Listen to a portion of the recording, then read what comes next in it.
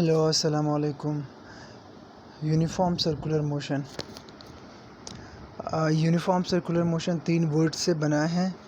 Uniform circular motion. अच्छा, motion का मतलब body needs to be moving. जब भी कोई बॉडी मूव करती है तो हम कहते हैं कि वो मोशन में है। दूसरा वर्ड सर्कुलर है। कोई बॉडी अगर सर्कुलर पाथ पर मूव करे तो हम कहते हैं कि वो सर्कुलर मोशन कर रही है। Path of moving body in a circle is called circular. Uniform, body moving at constant speed. जब भी कोई बॉडी कांस्टेंट स्पीड के साथ मूव करती है। The word is speed. Speed means सिर्फ मैग्नीट्यूड की हम बात कर रहे हैं, डायरेक्शन की बात नहीं करते हैं। स्पीड वेक्टर स्केलर क्वांटिटी है, तो हम सिर्फ मैग्नीट्यूड की बात कर रहे हैं कि स्पीड कांस्टेंट होनी चाहिए, स्पीड यूनिफॉर्म होनी चाहिए। फॉर एग्जांपल, अगर कोई ऑब्जेक्ट मूव कर रहा है तो उसकी स्पीड कांस्टेंट होनी चाहिए। स्पीड मींस या तो वो 2 मीटर पर सेकंड के हिसाब से, मींस अगर सर्कुलर मोशन कर रही है तो थ्रू आउट 2 मीटर पर सेकंड के हिसाब से मूव कर रहा हो, जो कि कांस्टेंट है। या फिर आपके कि 4 मीटर पर सेकंड के हिसाब से मूव कर रही है। ये नहीं होगा कि पहले सेकंड में वो 2 मीटर पर सेकंड के हिसाब से मूव करे, अगले सेकंड में फिर उसकी वेलोसिटी जो है वो स्पीड जो है वो 4 मीटर पर सेकंड हो जाए, फिर उससे अगले सेकंड में 8 मीटर पर सेकंड हो जाए। नहीं, स्पीड को क्या होना चाहिए, कांस्टेंट होना चाहिए। स्पीड को फिक्स्ड होना चाहिए, स्पीड को चेंज नहीं होना चाहिए। थ्रू आउट एक ही स्पीड से मूव करेगा ऑब्जेक्ट, या तो 2 मीटर पर सेकंड के हिसाब से मूव करे, या 4 न्यूटन मीटर पर सेकंड के हिसाब से मूव करे, या थ्रू आउट जो सर्कुलर मोशन हो रही है वो 8 मीटर पर सेकंड के हिसाब से हो। स्पीड यूनिफॉर्म होनी चाहिए, स्पीड फिक्स्ड होनी चाहिए।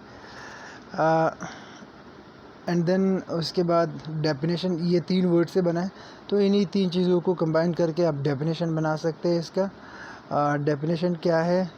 A body moving in a circle at a constant speed is called uniform motion. ये इसका डेफिनेशन हुआ। अच्छा, स्पीड का फार्मूला क्या है? स्पीड का formula distance divided by time है ना, डी डिवाइडेड बाय टाइम। यहाँ जो सर्कुलर मोशन में, फॉर एग्जांपल अगर मैं कहूँ कि एक ऑब्जेक्ट पॉइंट ए से एक कंप्लीट साइकिल, एक साइकिल को कंप्लीट कर रहा है, तो टोटल डिस्टेंस जो है वो क्या होगा? फॉर एग्जांपल, अगर इस पॉइंट से पॉइंट ए से ऑब्जेक्ट चला गया, पॉइंट ए से ऑब्जेक्ट चला गया, दोबारा इसी पॉइंट पर आ गया, दोबारा इसी पॉइंट पर, तो एक साइकिल कंप्लीट किया। अब एक साइकिल का डिस्टेंस क्या होता है सर्कल में, ये याद रखना है, ये सर्कम्फेरेंस ऑफ सर्कल होता है। Total distance is equal to circumference of circle. Circumference means boundary of circle. Total boundary जो है वो सर्कल का वो फिक्स्ड है, ये आपने याद रखना है। वो कितनी है? 2 पाई आर, ये सर्कम्फेरेंस ऑफ सर्कल है, ये आपने याद रखना है। यानी एक सर्कल में एक साइकिल कंप्लीट करने में टोटल डिस्टेंस जो सर्कुलर मोशन का होगा वो 2 पाई आर है। Circumference of the circle which is 2 pi r, ये आपने याद रखना है, ये चीज़ 2 पाई आर। अब फाई की वैल्यू जो है, पाई की वैल्यू फिक्स्ड है, ये भी आपने याद रखनी है। पाई की वैल्यू जो है वो कितनी है?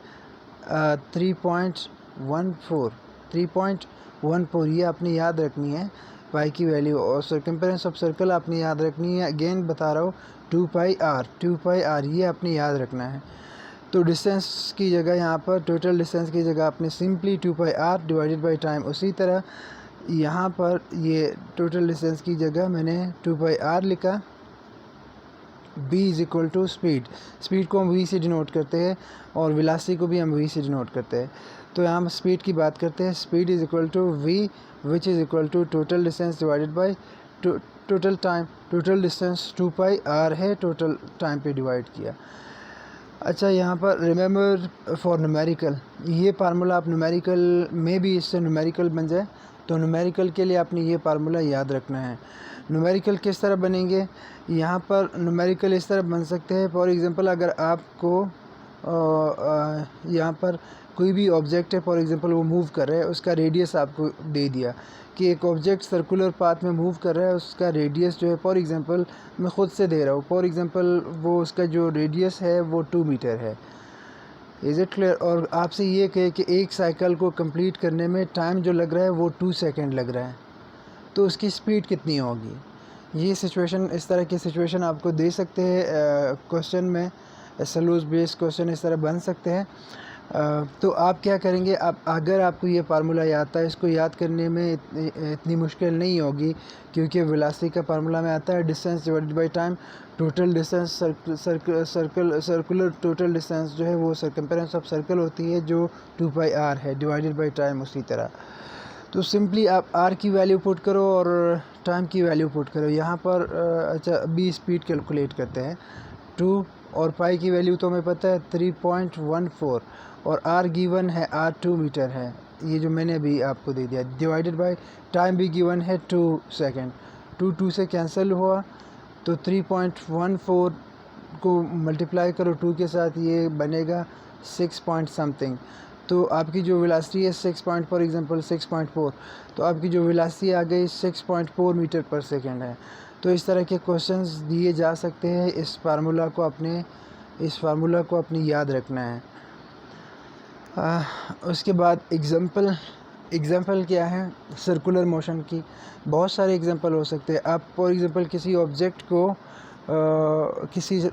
फॉर एग्जांपल एक स्टोन को एक रस्सी से बांधे, उसको सर्कुलेट करे, वो सर्कुलर मोशन होगी।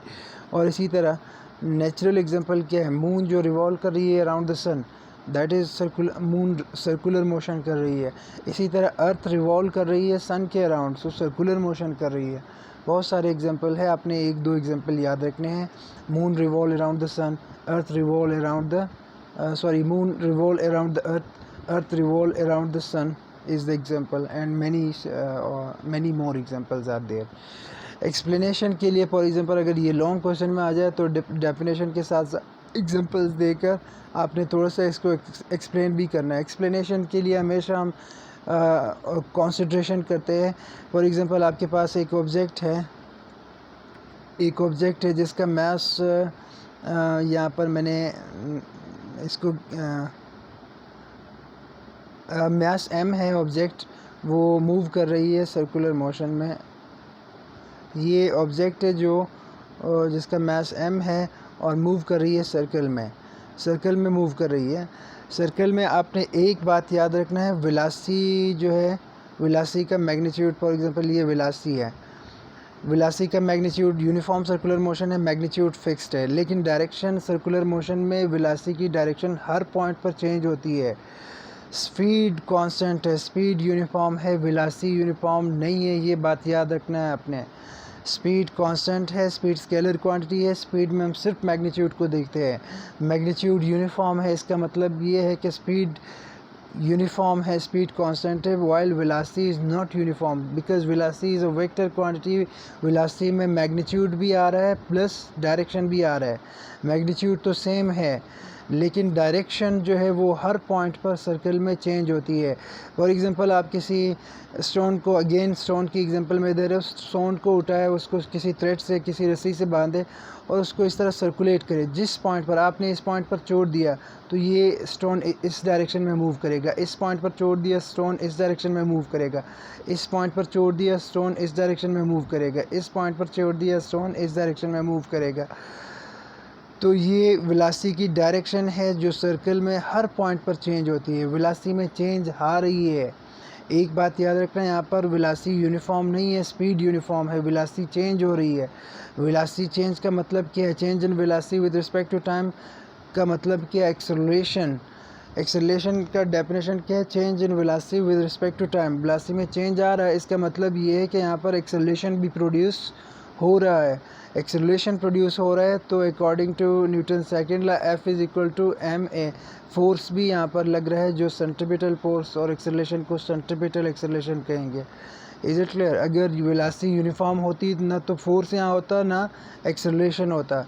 नहीं, वेलोसिटी यूनिफॉर्म नहीं है, सिर्फ स्पीड यूनिफॉर्म है, वेलोसिटी चेंज होती है, इसलिए यहाँ पर फोर्स भी लग रही है जिसको हम सेंट्रीपिटल फोर्स कहते हैं, और एक्सेलरेशन भी है जिसको हम सेंट्रीपिटल एक्सेलरेशन कहते हैं, AC से डिनोट करते हैं, और सेंट्रीपिटल फोर्स को FC से डिनोट करते हैं।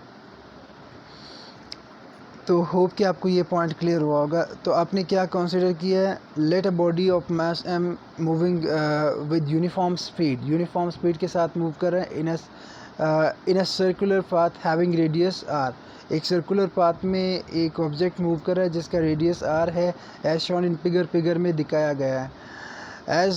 अच्छा, अब मैंने वो बात लिखी, as velocity direction is changing. जिस तरह वेलोसिटी की डायरेक्शन चेंज हो रही है at every point of the circle, हर पॉइंट पर वेलोसिटी की डायरेक्शन चेंज हो रही है सर्कल में। Then acceleration AC means centripetal acceleration produced by the centripetal force। Acceleration A produce होती है। एक्सेलरेशन हमेशा कौन प्रोड्यूस करता है? फोर्स प्रोड्यूस करता है। और अगर ये सेंट्रिपिटल एक्सेलरेशन है तो फोर्स कौन सी होगी जो एक्सेलरेशन को प्रोड्यूस कर रही है? सेंट्रिपिटल फोर्स होगी, और विच इज़ गिवन बाय, जो फोर्स का फार्मूला है MC, F is equal to M है। यहाँ पर ये आम एक्सेलरेशन नहीं है, ये लीनियर एक्सेलरेशन नहीं है, ये सेंट्रिपिटल एक्सेलरेशन है। और सेंट्रिपिटल एक्सेलरेशन का यहाँ पर आपके बुक में डायरेक्टली इस फार्मूला यूज़ किया है, ये भी आपने याद रखना है, v² डिवाइडेड बाई r। इसका बाकायदा प्रूफ है जो आप हायर क्लासेस में इसको प्रूव करेंगे।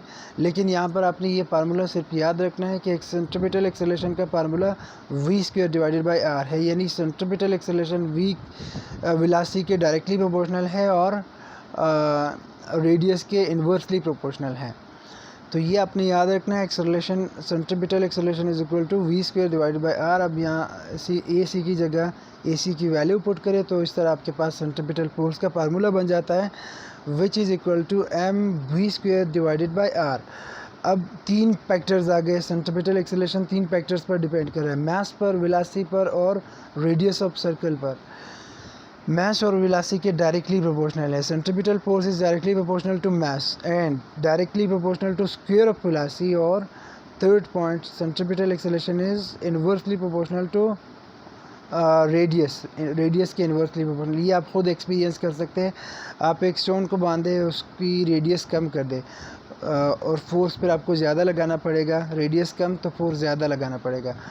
फिर आप स्टोन की जो थ्रेड की जो धागे की लेंथ है उसको बढ़ाया, उसका रेडियस बढ़ जाएगा, फिर आप इजीली उसको कम फोर्स के साथ उसको रोटेट कर सकते हो। तो रेडियस के इन्वर्सली प्रोपोर्शनल है फोर्स, सेंट्रिपिटल फोर्स, और वेलोसिटी के डायरेक्टली, और इसी तरह मास के भी डायरेक्ट। मास अगर स्मॉल स्टोन है तो फोर्स भी कम लगाना पड़ेगा सेंट्रिपिटल फोर्स उसको रोटेट करने के लिए। मास अगर लार्ज है, हैवी मास है, तो उसमें फोर्स भी आपने क्या ज़्यादा फोर्स लगाना होगा, आपने ज़्यादा सेंट्रिपिटल फोर्स आपने प्रोवाइड करनी होगी हैवियर ऑब्जेक्ट के लिए, उसको रोटेट करने के लिए सर्कुलर पाथ में।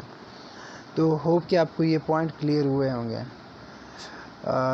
नेक्स्ट बाकी जो टर्म्स है इस टॉपिक में वो नेक्स्ट वीडियो में पढ़ेंगे। थैंक यू, अल्लाह हाफ़िज़।